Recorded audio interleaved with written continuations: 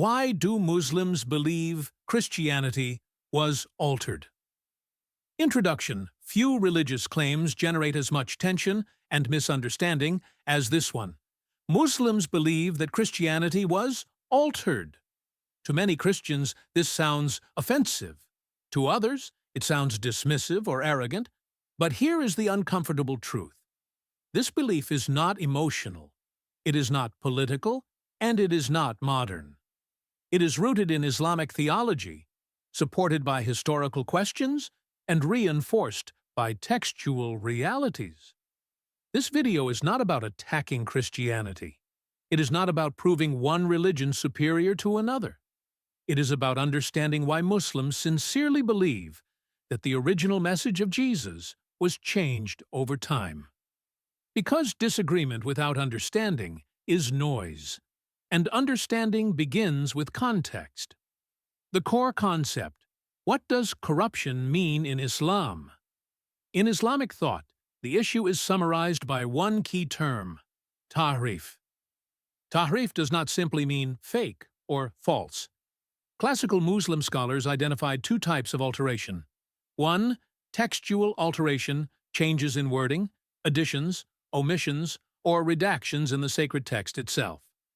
Two, interpretive alteration. When the text remains, but its meaning is reshaped, reframed, or redirected. Muslims do not claim that Jesus lied. They do not claim his message was evil or misguided. The claim is more precise. The original divine revelation given to Jesus was not preserved in its original form.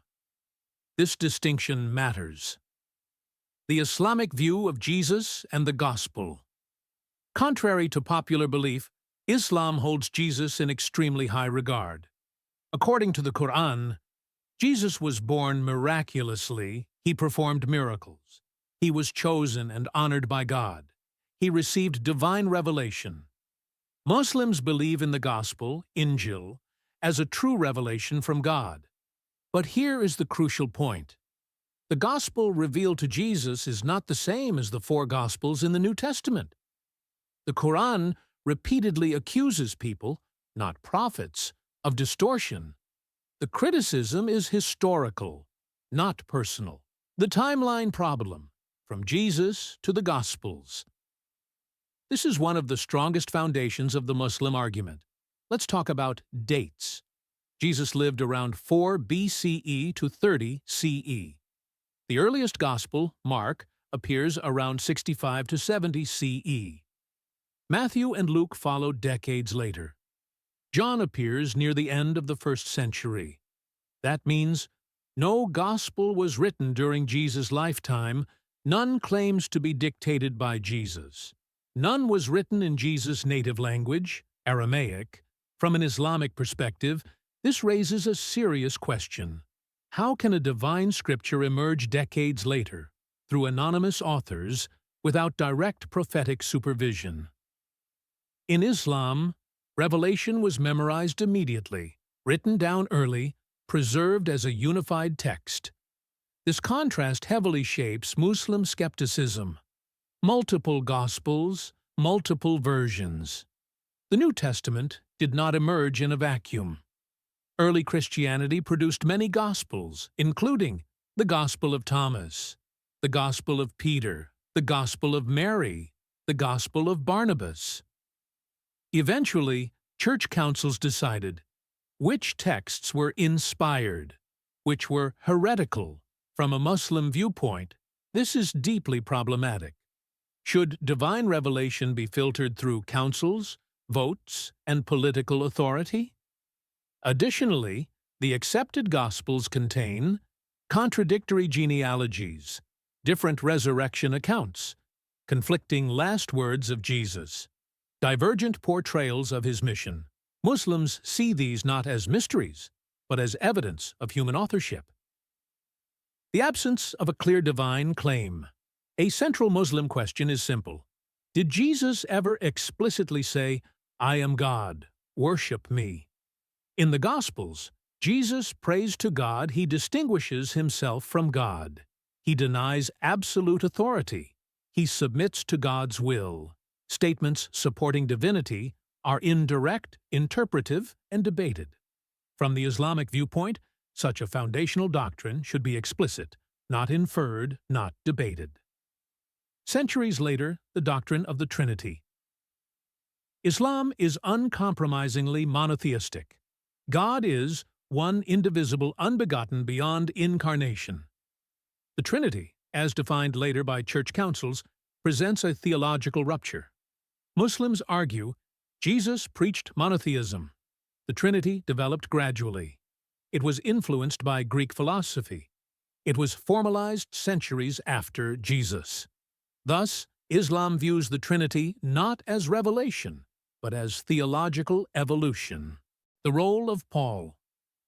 No figure troubles Muslim theologians more than Paul. Paul never met Jesus, claimed visionary experiences, reframed Jesus's message, shifted focus from law to faith. From an Islamic lens, Jesus preached obedience to God. Paul emphasized salvation through belief.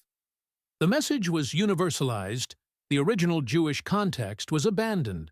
Muslims see this as a redirection, not continuation. Was the message lost or transformed? Islam does not claim Christianity is entirely false. It claims truth exists within it, but it is mixed with interpretation. History intervened. Authority replaced prophecy. This belief is not hatred. It is theological consistency. Conclusion. The real question.